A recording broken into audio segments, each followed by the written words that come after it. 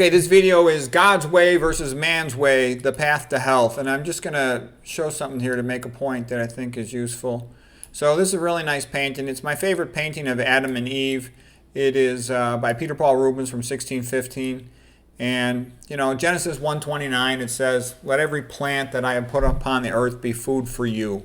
Okay, and that's really the healthiest diet. And all of these things, you know, the idea of low-fat plant foods, it's the path to health. I'm just going to show you something real quick because people, the other thing too is I say that Christianity is what led to modern scientific method of hypothesis, experiment, analysis, potential new hypothesis, okay? And what I'm trying to tell you is the typical person that went to, you know, graduate of public schools, brainwashed by all that, their judgment is so poor, they think, because I see patient after patient after patient, they all want to go to the expert. They all want to go to the expert. They have zero interest in trying to understand the disease themselves and be able to think intelligently about it. And they just want to go to the expert. And the expert, what does the expert do? The expert sells drugs, okay? That's what the definition of a medical expert is in the modern world. And I just want you to understand what that means. The next slide will make it all make sense. Okay, here's this. I know you've seen me show my mitochondrial inhibitor slide before. And like I told you, I went through all my biochemistry textbooks from college, med school, and even afterwards, and not a single one of them had anything about mitochondrial inhibitors. So I began looking these up. Now, I'm going to say something new. If you heard me talk about this, you think I am not. I got new stuff for you.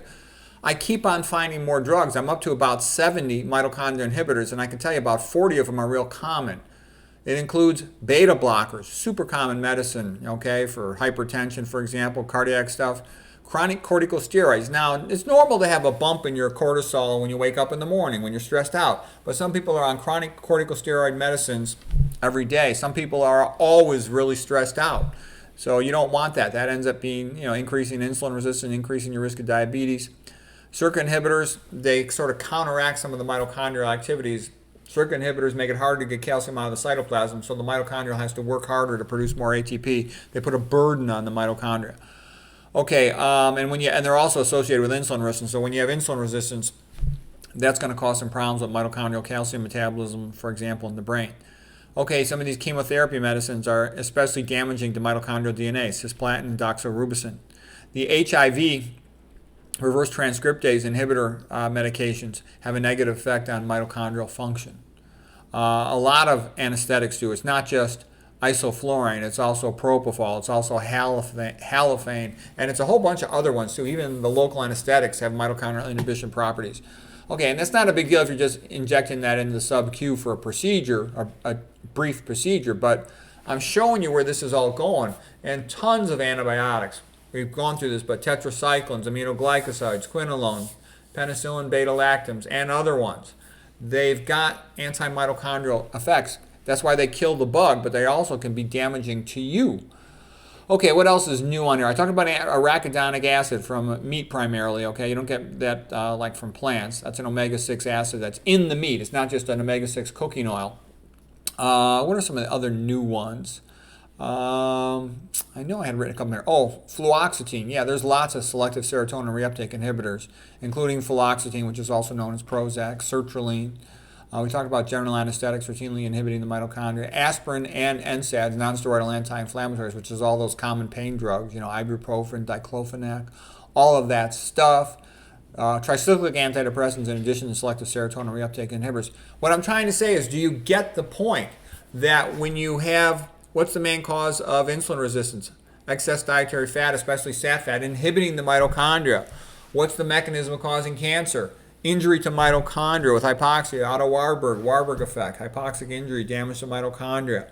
A lot of diseases, a lot of autoimmune diseases, muscular diseases, chronic fatigue syndrome, they're all associated with mitochondrial injury. What's happening in the brain with diabetes? You're overwhelming the mitochondria. You can't ramp things up because you have glucose type 4 transporters, can't get to the cell membrane. So what I'm trying to say is, man's way of health in over 50 medicines is to poison the mitochondria. Does that sound intelligent? Do you think you're going to find the path to optimal health by poisoning your mitochondria when injury to mitochondria is associated with the mitochondrial aging theory, with diabetes, one of the most common terrible diseases?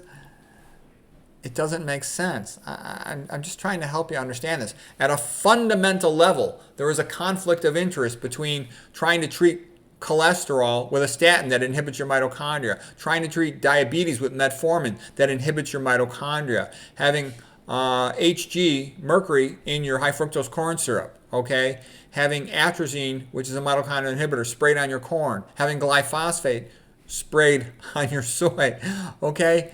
It doesn't work. Having F minus in your water, having Al in your water, all of these things are counterproductive or injuring or damaging or inhibiting your mitochondria. So your mitochondria is the most important thing. It's like having gas in your car. You have to have that or the car doesn't run. You have to have mitochondria in your cells or they don't function. And all these medicines are inhibiting the mitochondria. All this processed food is inhibiting your mitochondria. All these oils with omega-6 in them are inhibiting your mitochondria.